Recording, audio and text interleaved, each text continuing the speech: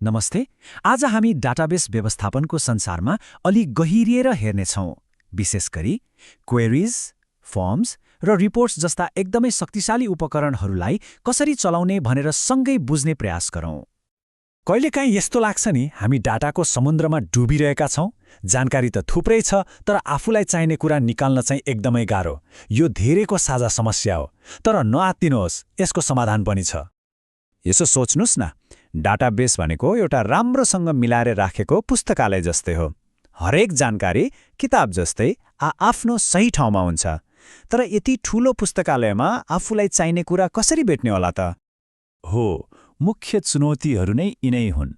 कुनै एउटा खास जानकारी कसरी खोज्ने, नयाँ जानकारी थप्दा गल्ती नगरी कसरी थप्ने, अनि आफूले पत्ता लगाएको कुरालाई अरूले बुझ्ने गरी कसरी देखाउने। यी सबै चुनौतीहरूको सामना गर्न हामीलाई सही औजारहरू चाहिन्छ, र ती औजारहरू हुन् क्वेरीज, फर्म्स र रिपोर्ट्स। यी तीनले डेटा व्यवस्थापनलाई साँच्चीकै नै सजिलो र शक्तिशाली बनाइदिन्छन्। ल, अब सबैभन्दा पहिले सही प्रश्न सोध्नेबारे कुरा गरौँ। क्वेरीजको मद्दतले हामी डाटाबेसमा थन्केर बसेको जानकारीको ताला खोल्न सक्छौँ। क्वेरी भनेको के हो त? सिधा भाषामा भन्दा यो डेटाबेसलाई सोधिने एउटा विशेष प्रश्न हो। ठ्याक्कै कस्तो भने, पुस्तकालयमा गएर लाइब्रेरियनलाई कुनै एक लेखकका सबै किताबहरू खोजिदिनुस् न भने जस्तै हो। प्रश्न सोध्ने, डेटाबेसले जवाफ दिने। MS एक्सेस जस्ता सफ्टवेयरले त क्वेरी बनाउन एकदमै सजिलो बनाइदिएका छन्। क्रिएट ट्याबमा गएर कुन कुन टेबलबाट जानकारी चाहिने हो छान्ने, आफूलाई चाहिने फिल्डहरू तान्ने अनि रन थिच्ने बित्तिकै जवाफ हाजिर। यसले गर्दा जो कोहीले पनि डेटासँग सजिलै कुरा गर्न सक्छ। अनि क्वेरीलाई परिवर्तन गर्न पनि उस्तै सजिलो छ। यहाँ SQL को उदाहरण हेरौँ न। पहिले हामीले डिपार्टमेन्ट ID 2 का कर्मचारीहरू खोज्दै थियौँ।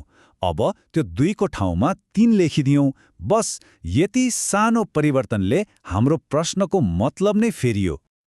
अनि यदि कुनै क्वेरी अब चाहिँदैन भने नि, त्यसलाई हटाउन त झनै सजिलो।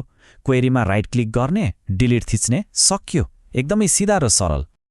ल, अब हाम्रो दोस्रो औजारतिर लागौँ। यसले चाहिँ डाटा भर्ने कामलाई व्यवस्थित र सजिलो बनाउँछ।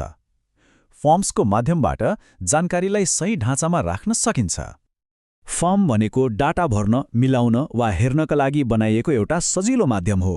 हाम्रो पुस्तकालयको उदाहरणमा यो त्यो कार्ड जस्तै हो जुन नयाँ किताब थप्दा भर्नुपर्छ। यसले के सुनिश्चित गर्छ भने सबै जानकारी एउटै तरिकाले र सही ढङ्गले भरियोस्। MS एक्सेसमा फर्म बनाउन पनि त्यस्तै सजिलो छ। क्रिएट ट्याबबाट सुरु गरेर आफूलाई चाहिने फिल्डहरू छान्ने अनि त्यसको डिजाइन मिलाउने। यसको सबैभन्दा ठूलो फाइदा भनेकै डाटा भर्दा हुने गल्तीहरू एकदमै कम हुन्छन्। फर्महरूलाई पनि आफ्नो आवश्यकता अनुसार परिवर्तन गर्न वा हटाउन सकिन्छ। डिजाइन भ्यूमा गएर डिजाइन फेर्न मिल्छ भने नचाहिएमा राइट क्लिक गरेर डिलिट गर्न सकिन्छ। अब हाम्रो तेस्रो र अन्तिम उपकरणको पालो, रिपोर्ट्स। यसले चाहिँ हामीले निकालेको जानकारीलाई आकर्षक र सबैले बुझ्ने तरिकाले प्रस्तुत गर्न मद्दत गर्छ।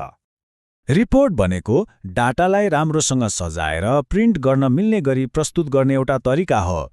हाम्रो पुस्तकालयकी कुरा गर्दा यो त्यो सुन्दर र व्यवस्थित सूची हो जुन लाइब्रेरियनले प्रश्नको जवाफ तयार पारेर दिनुहुन्छ। रिपोर्ट बनाउने प्रक्रिया पनि उस्तै नै हो। क्रिएट ट्याबबाट डाटा छानेर फिल्डहरू मिलाउने।